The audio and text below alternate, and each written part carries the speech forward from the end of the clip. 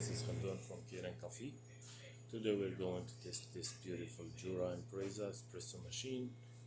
After the tune-up, actually with this tune-up, I replaced all the O-rings and the gaskets and cleaning up, deep cleaning for everything inside the machine and lubricate all the moving parts.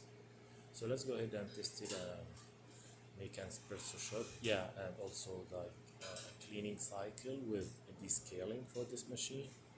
So let's make an espresso shot on it.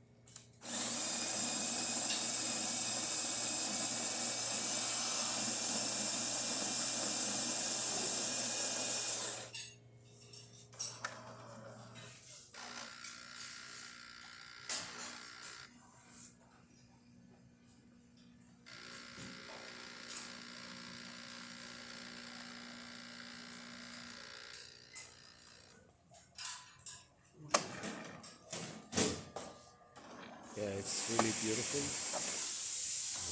Shot, look, it's with 3 layers, the crema, coffee, and just like, and it's tasty too.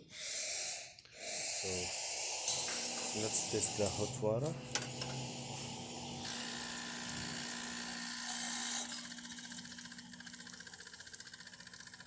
That works perfect.